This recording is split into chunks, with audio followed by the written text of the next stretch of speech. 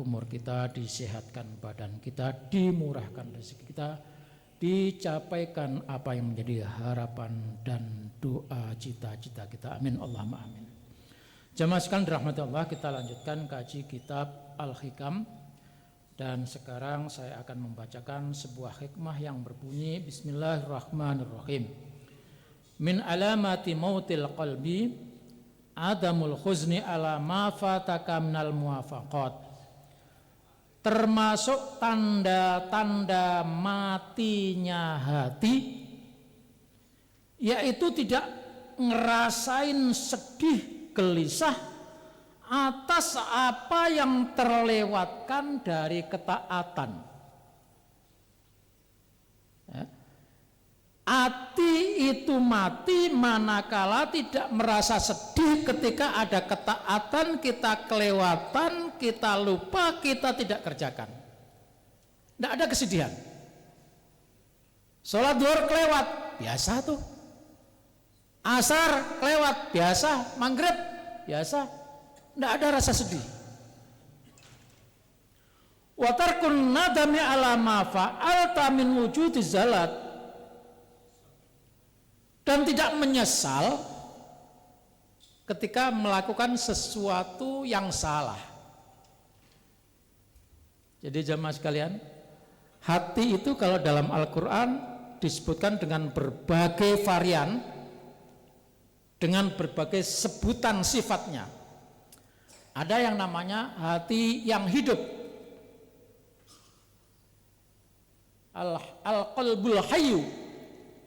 Disebut juga hati qalbun salim, hati yang hidup, yaitu yang terus berusaha memperbaiki, mencari kebaikan, meningkatkan kebaikan. Itu hati yang hidup. Ada hati yang sakit. Hati sakit itu artinya orang sakit, sholat nggak sholat sama aja. Daplek biasa, itu hati yang sakit. Maka kata Al-Quran fi qulubihim maradun fazadahumullahu marada. Hatinya kalau udah sakit tambah sakit. Ada lagi yang al-qalbul qasi, hati yang keras. Orang menyebutnya keras kepala. Keras kepala tidak masalah, ditempeleng sakit, tapi hati yang keras, oh naudzubillah. Jadi kata Shahibul Al-Hikam, penulis kitab Hikam ini, tanda-tandanya hati yang mati itu adalah tidak bersedih ketika meninggalkan ketaatan dan tidak merasa menyesal ketika melakukan hal-hal yang salah. Selanjutnya kita bacakan penjelasan.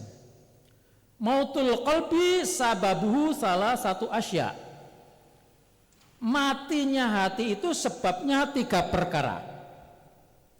Hubbud dunya, nomor 1, terlalu cinta pada dunia, rakus terhadap dunia, pokoknya hajar urusan nanti.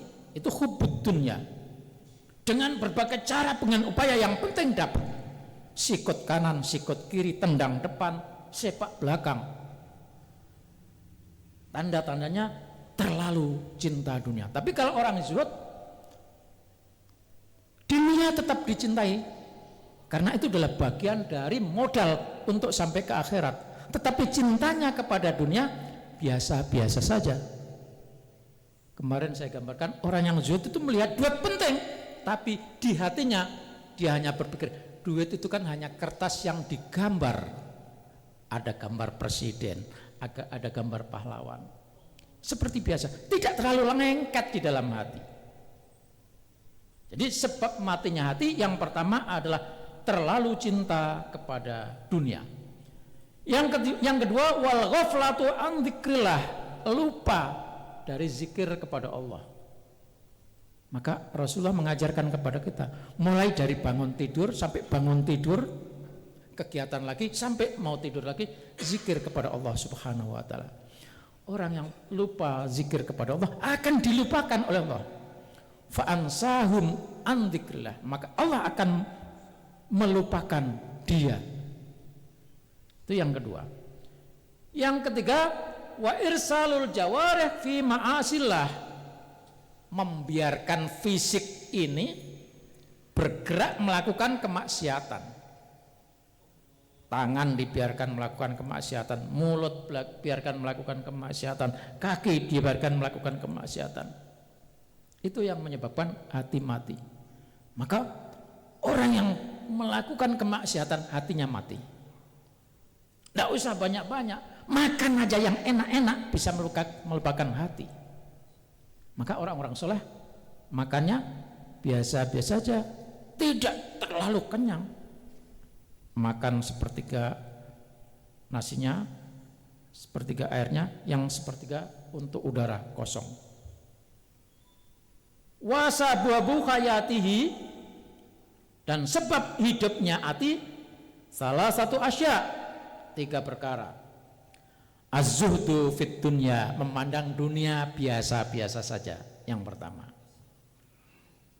Wal istighalu bi dzikrillah, sibuk zikir kepada Allah. Kantor zikir, jalan zikir, sampai di rumah zikir, ingat kepada Allah. Karena kita selalu dalam pengawasan Allah. Wasika wa suhbatu auliyaillah, yang ketiga, berkumpul dengan orang-orang soleh. Itu yang menyebabkan hati kita akan tetap hidup. Hati hidup, jangan terlalu cinta dunia, tapi biasa-biasa saja. Yang kedua, banyak berzikir kepada Allah. Dan yang ketiga, berkumpul dengan orang-orang soleh, wali-wali Allah. Wa alamatu mautihi, dan tanda-tanda matinya hati salah satu asya, 3 perkara. Adamul husni ala ma fatahu minat ta'at, yang pertama tadi, tidak sedih ketika meninggalkan ketaatan, tidak merasa sedih ketika meninggalkan perintah Allah, tidak sedih ketika tidak bisa berbuat kebaikan. Yang kedua, watarkun nadam ala ma fa'alta minaz-zalat, tidak menyesal ketika melakukan perbuatan-perbuatan yang tidak baik. Dan yang ketiga, wasuhbatul ghafilin, banyak berteman dengan orang-orang yang lalai juga, berteman dengan orang-orang yang jahat, berteman dengan orang-orang yang tidak berzikir kepada Allah, itu menjadikan hati mati. Jemaah sekalian, begitulah pentingnya kita menghidupkan hati, karena hati inilah yang akan bisa mengantarkan kita berjumpa dengan Allah Subhanahu wa taala, tentu melalui ibadah, ritual dan sebagainya. Yang benar dari Allah, yang salah semata-mata karena kebodohan saya. Wallahul muwaffiq ila aqwamit thoriq. Wassalamualaikum warahmatullahi wabarakatuh.